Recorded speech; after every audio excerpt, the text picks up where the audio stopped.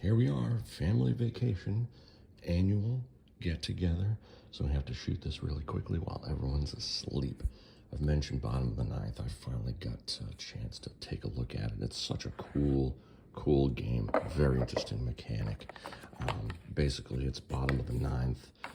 You are the home team. Game is tied. If you get the run, you win.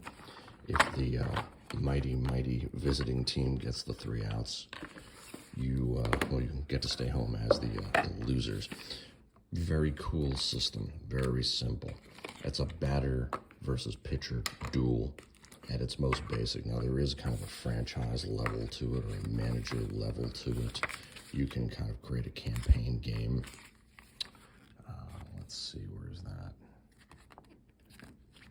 This is the longer game, the manager's challenge. Okay, I'll just show you the basic idea of it though, is this. You got your little runner meeples here, little base runners, okay. Just set up your diamond, and you've got the direction and angle of your pitch. You get a little fatigue chart because certain pitchers,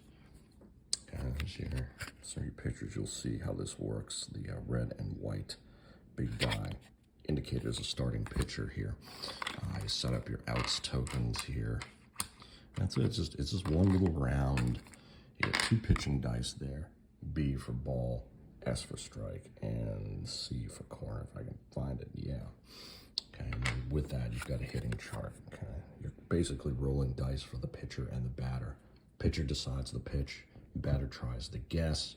You roll the pitching dice, and you roll the swing die, and you compare the outcomes. And depending on if you guess as the batter or outwit the batter as the pitcher, you can win one of these 2 tokens, the low, high, inside, or way, and you can modify that roll a bit. I'll just set these up here. Puzzle pieces obviously don't figure into this. You got your little ball chart, your pitch count counter here. Basically, you got a bunch of cards, and you've seen these a little bit. They look like baseball cards of old. Basically, what you do is you pick a starting pitcher, and a relief pitcher. I'll just go through what I had before here. If it's just somebody who says pitcher, you can start that person or use that person in relief. Okay, and I'll show you that really quickly. Then you set up as another pitcher here. Okay. Then you got your batters. You choose your 6 batters based on that logo there. But you can't pick 6 people who are at the same position. So let's just see if we got 6 batters here really quickly from my last game, I believe. All right. Basically, you got your, you create your little batting rotation here. So puzzle pieces here. Outfield. Okay, I think we go short, left. Yeah, so shortstop. You can't do 2 shortstops. Not that that necessarily figures in. Third base. Utility can play in or out. Catcher, and do I just do 6? Second base. 1, 2, 3, 4, 5, 6. Well, let's take Hannah-wise. Let's open with her. 1, 2, 3. This kind of Stab is pretty. Stab is a pretty bad man. He stares down. He's got an intimidating stare.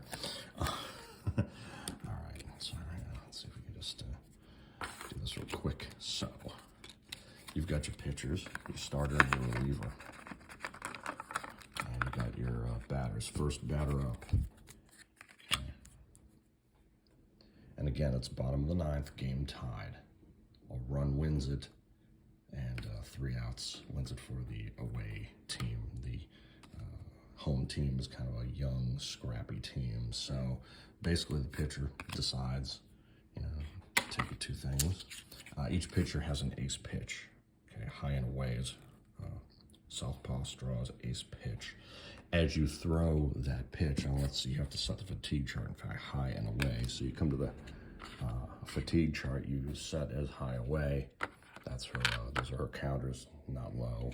You do have low and inside, however, but southpaw straws, ace pitch is a high and away. So whenever she throws that pitch, or a component of it, she throws high and away, you move the fatigue counters down there. If she throws just low and away, you move just the away. Okay, and the instructions explain that. And then after each at-bat, you get some relief. You can move your fatigues back up based on the number of empty bases, first, second, or third, home plate not counting. So southpaw straw is going to throw the first pitch, and she's going to throw it high and inside, which is not her ace pitch, but it is high and inside. And let's see, Whitney Worldwide would then guess, I'll just kind of, she's going to guess the pitch. She guessed low and away, so she didn't guess either the direction, inside or away, or the location, high or low.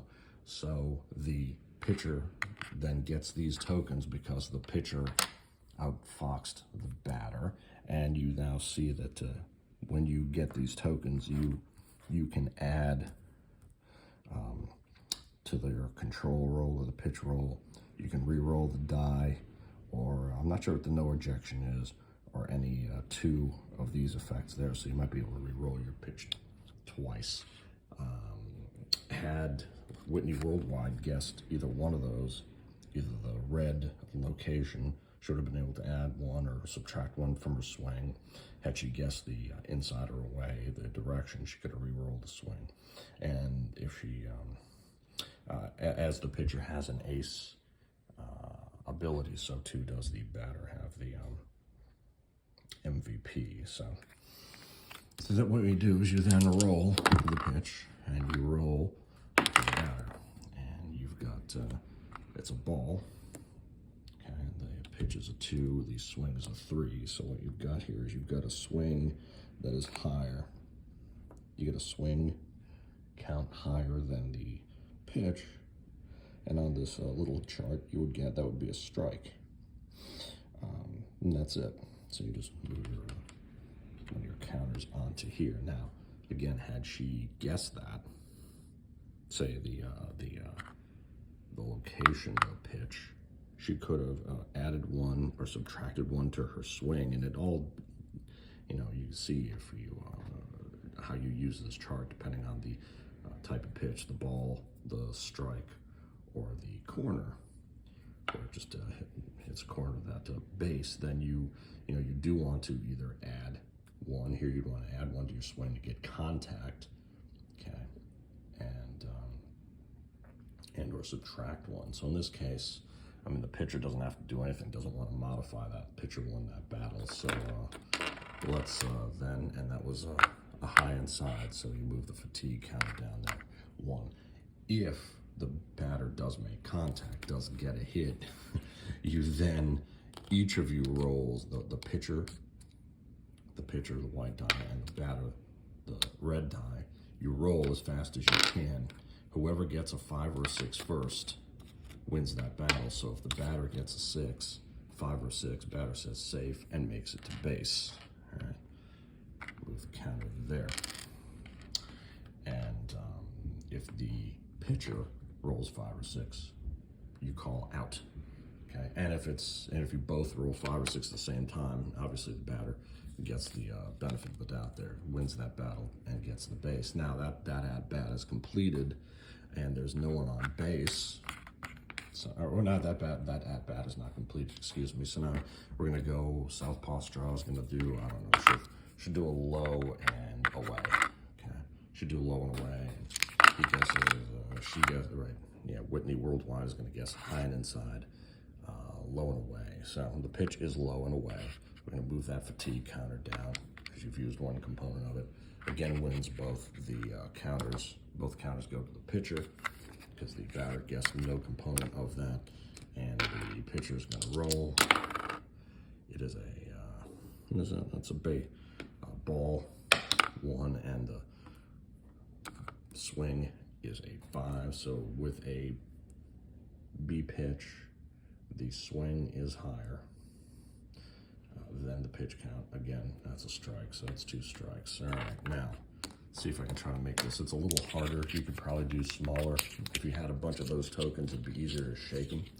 There is more of a solo mode in this, so I'm just going to kind of, yeah, otherwise it's kind of hard to manipulate these.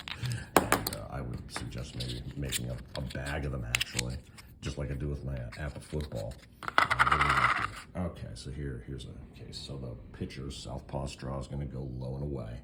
Right. So away, again, is one of the components of our ace pitch, but the batter guessed low. So Whitney Worldwide won 1 token, and the pitcher confounded her on the direction of the pitch. So each of them has a modifier. So now southpaw straw can modify by re-rolling one of the die, and you can roll either of these, either the pitch style or the control. They call it the control die. And the batters, Whitney Worldwide, is going to be able to add plus or minus 1 to her swing. So it's 2 strikes.